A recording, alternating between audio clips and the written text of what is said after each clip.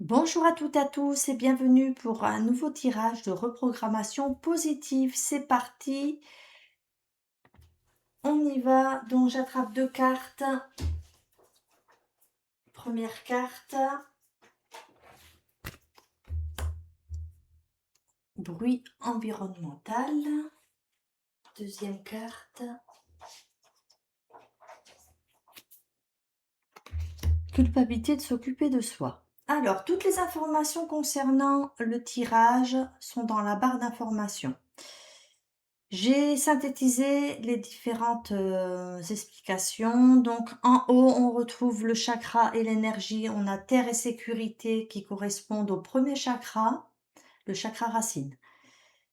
Deuxièmement, symptômes empreinte, bruit environnemental. C'est ce qui a créé, c'est la base de la création de votre programmation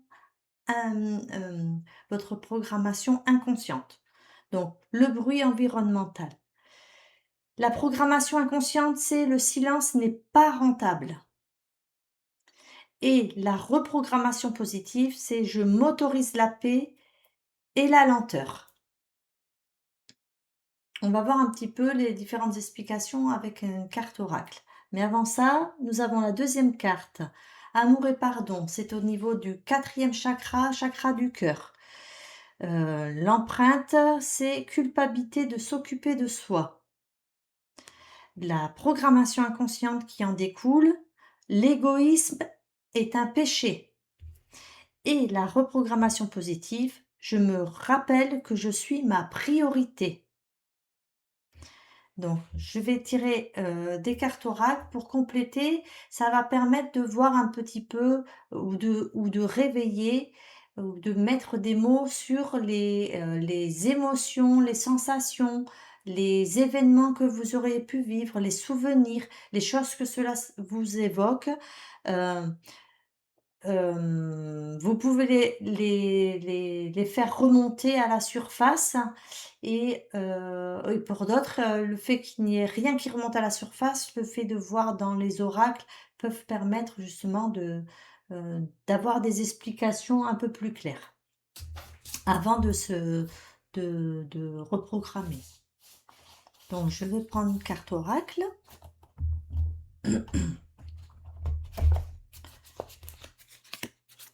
Nous avons une ampoule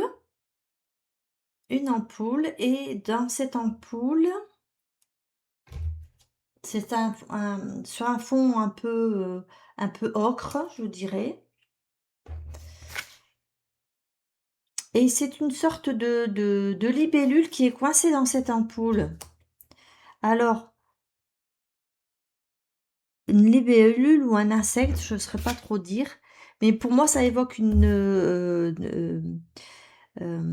ou un papillon de nuit, ça peut être ça aussi. En tout cas, cet insecte est coincé dans cette ampoule.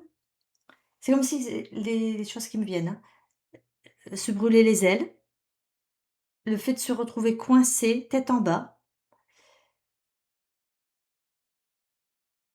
le fait de pas pouvoir, c'est une sorte de papillon aussi et le fait qu'il est emprisonné et qu'il ne peut pas, voler de ses propres ailes.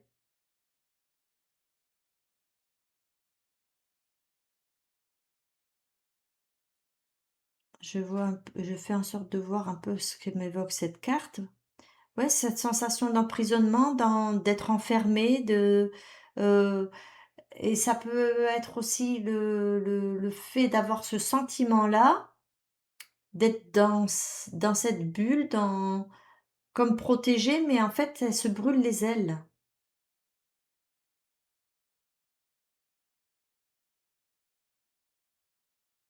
Je vais prendre une deuxième, hein, et du coup, je m'autorise la paix et la lenteur. Deuxième carte. Alors, on voit un poisson, cette fois-ci, avec un personnage, hem, qui fait comme s'il faisait du rodéo sur ce poisson et ce personnage est en train de donner son chapeau pour faire croire aux hameçons que ça prend, en fait. C'est comme si il détournait, il est habillé comme, Toy Story d'ailleurs, mais c'est pas ce personnage-là. J'ai l'impression qu'il est habillé comme lui et et c'est comme s'il voulait sauver ce poisson et du coup il fait croire à cette ligne-là que, qu'il a mordu à l'hameçon. Il fait semblant, voilà, il fait semblant, c'est comme s'il détournait l'attention, il fait semblant. C'est au niveau de la des pensées, de la communication, des émotions. Il contourne, il masque.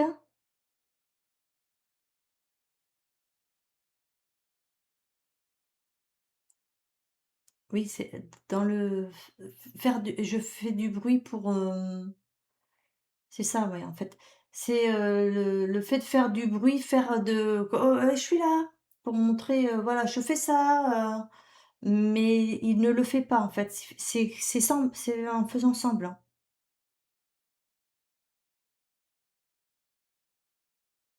C'est en faisant semblant. Parce qu'il a besoin de se protéger et quitte à se brûler les ailes, il a besoin de se mettre de côté dans sa bulle.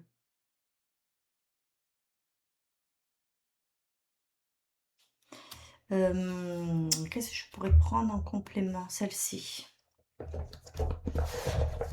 Je vais en prendre une en complémentaire pour avoir un peu plus d'informations. Celle-ci qui veut venir. Alors là, on a 2 personnages. On a une femme qui est très apprêtée, très bon chic, bon genre et de l'autre côté, un personnage qui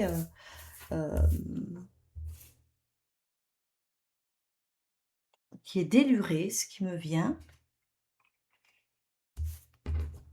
Allure délurée, ouais, délurée, oui, complètement. Elle a des smiles, dans les yeux, une étoile sur le front, les cheveux dans tous les sens. C'est l'opposé. Celle-là, c'est bon chic, bon genre, hein. Je fais, bonne figure et là, je suis complètement délurée, heu, c'est un personnage très très, comme s'il y avait de 2 côtés en vous, 2 facettes, ouais, chez vous et on vous retrouve pas. C'est comme si vous portiez des, heu, comme si vous étiez des différents personnages, mais on vous retrouve pas vous. Vous n'êtes pas réellement vous. Je vais compléter avec, celui-ci. Vous verrez bien si vous, vous sentez également concerné. Donc, amour et pardon, quatrième chakra, chakra du cœur.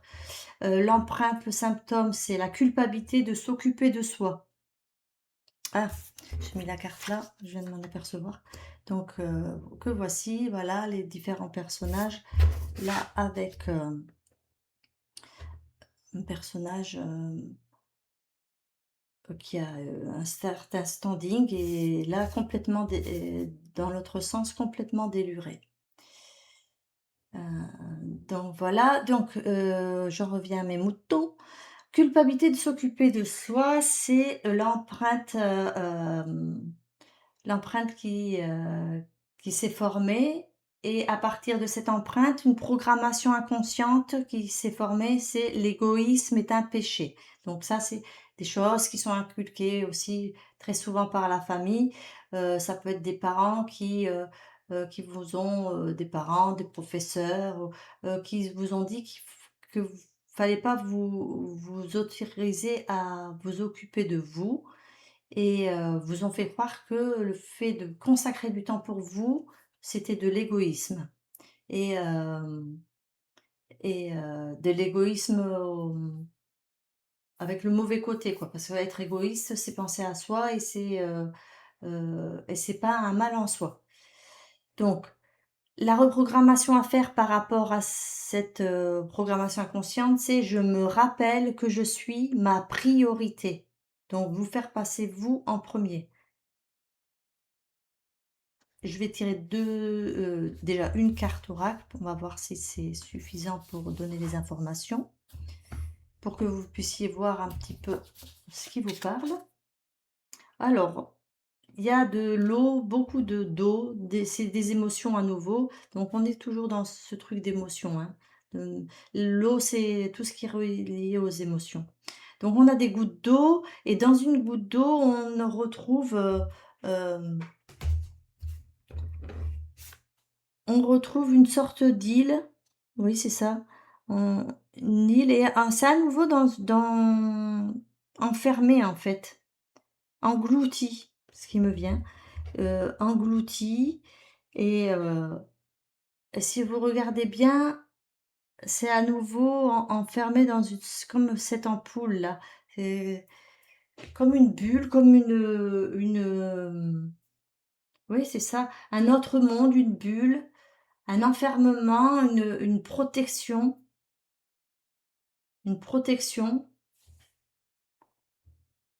Ça revient avec celle-ci, ça me elles me font penser l'une à l'autre comme ça là. Donc ça peut être, vos larmes en fait, vos émotions, un trop plein d'émotions aussi par rapport à cette situation-là. Je vais en prendre une deuxième du coup.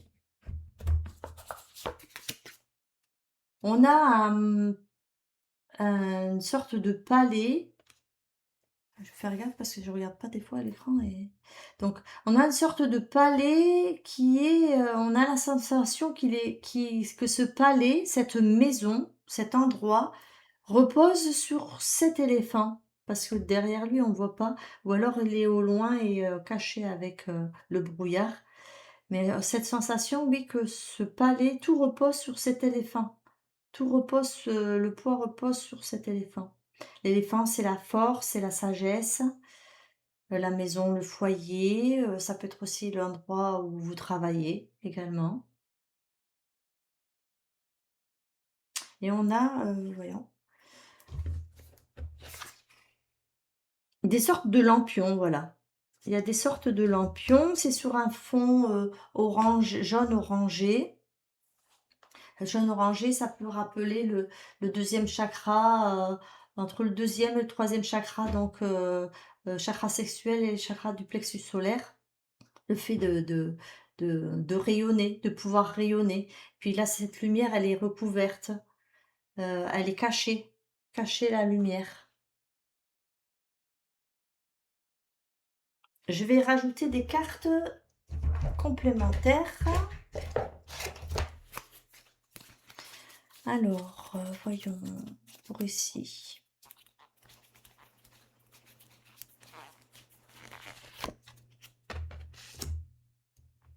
Rupture. Donc on voit, une corde qui se brise, qui se casse en 2 et on voit comme des jets de lumière. On voit 2 personnages, un homme, une femme et elle me fait penser à celle-ci.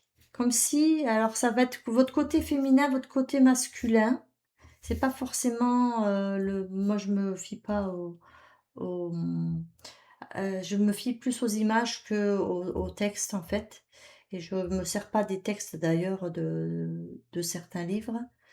Parce que moi, c'est vraiment l'image et qui me fait repenser à celle-ci.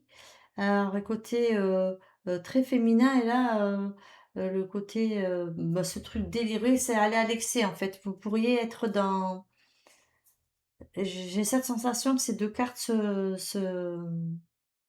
ont un effet miroir.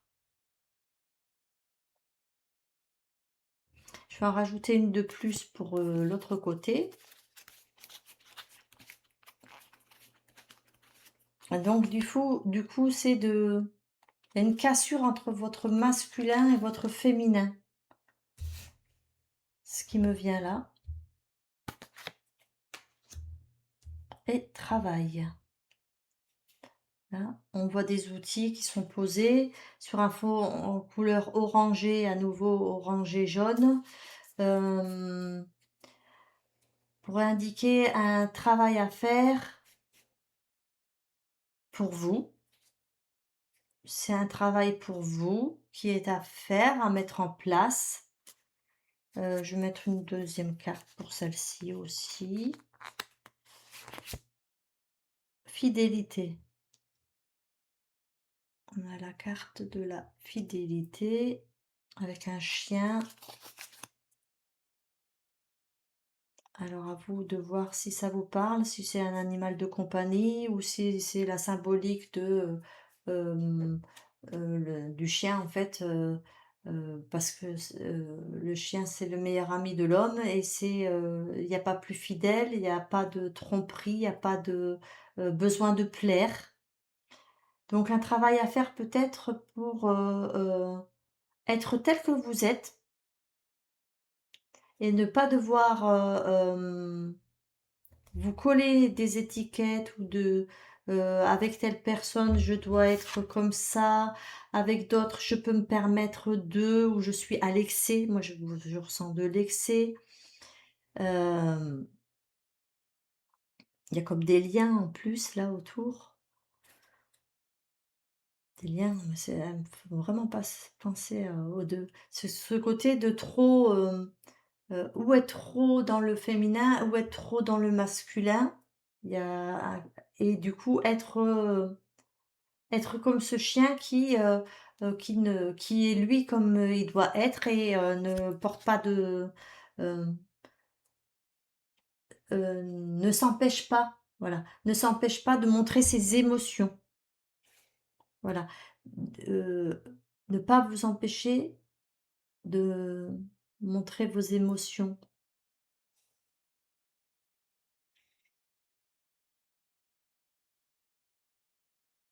Je vais compléter avec des vignettes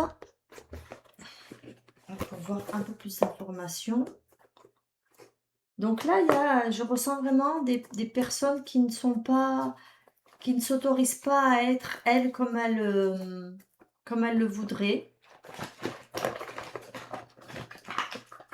Donc, les vignettes, on y va.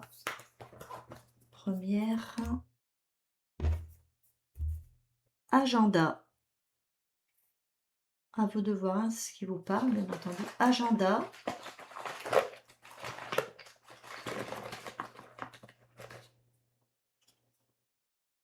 Envoyer courrier.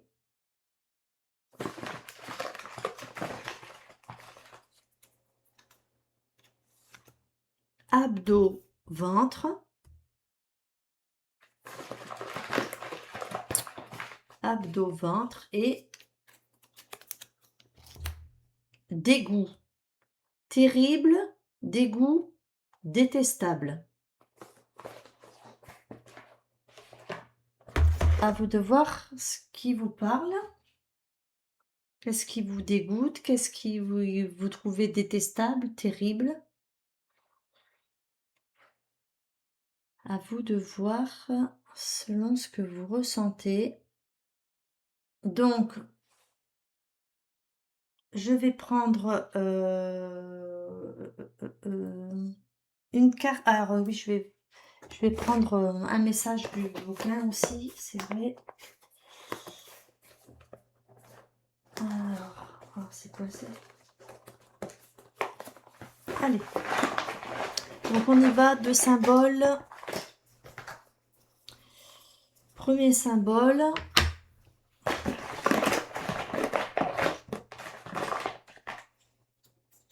Deuxième symbole. Allez. C'est très mystérieux en fait votre tirage parce que moi je ressens vraiment que vous n'êtes pas vous, vous ne vous autorisez pas à être vous. Il y a tout qui est fait à l'excès. C'est, surjouer, voilà ce qui me vient.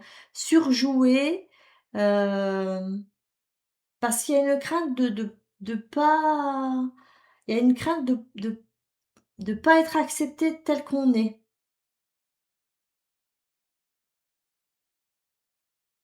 Donc là, cette ampoule peut représenter aussi le côté feu, jaune, le feu, et là, cette goutte d'eau peut représenter le côté eau. Le feu, l'eau, le masculin, c'est le feu, le féminin, c'est l'eau. Il y a cette part masculin-féminin. Après, à vous de voir avec les petites vignettes ce que ça vous dit, si ça vous parle. D'ailleurs, n'hésitez pas à m'en faire un retour dans vos commentaires si ça vous parle, il n'y a pas de souci. Je suis à l'écoute. Donc, le message, on en était au message. Alors, les symboles. Du coup, celui-ci avec la 135. Message 135. Oh, il est long, hein. Au secours, je sais que vous aimez aider. Je sais que vous vous donnez du mal. Vous voulez transmettre tout ce que vous savez aux autres, tout ce que vous avez appris de moi. Et vous croyez que c'est raisonnable? Je comprends. Vous faites ce que vous savez et croyez être juste. Vous ne remettez pas cela en question. Vous ne considérez pas, même pour un instant, que cet énorme cadeau puisse être l'œuvre de votre ego. Vous n'avez jamais pensé à cela. Je comprends. Bien que vous ayez cru jusqu'à maintenant que cela était acceptable, une fois que vous aurez lu ce message, vous réaliserez que cela ne l'est pas. Et la logique est simple. Soyez attentif. Lorsque vous décidez d'aider quelqu'un, comment le faites-vous? Vous êtes désolé pour cette personne. Vous pensez qu'elle vit une période difficile, alors vous inventez un moyen pour la sortir de cette situation. C'est complètement justifié, pensez-vous. Je comprends pourquoi vous pensez de cette manière. Mais cela ne fonctionne pas vraiment comme cela. Vous devez comprendre que la stratégie que vous avez inventée pour aider cette personne porte votre propre logique. Elle a votre énergie et votre énergie seule. Elle ne porte pas l'énergie de cette personne.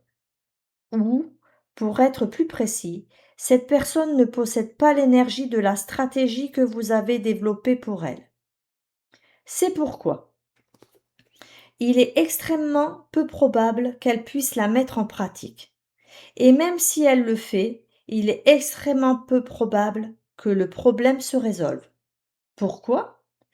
Parce que lorsque quelqu'un fait quelque chose qui n'a pas son énergie, plus tard, lorsqu'il aura à faire face aux conséquences et prendra des décisions journalières basées sur cette stratégie, il ne sera pas capable de comprendre la logique qui la sous-tend.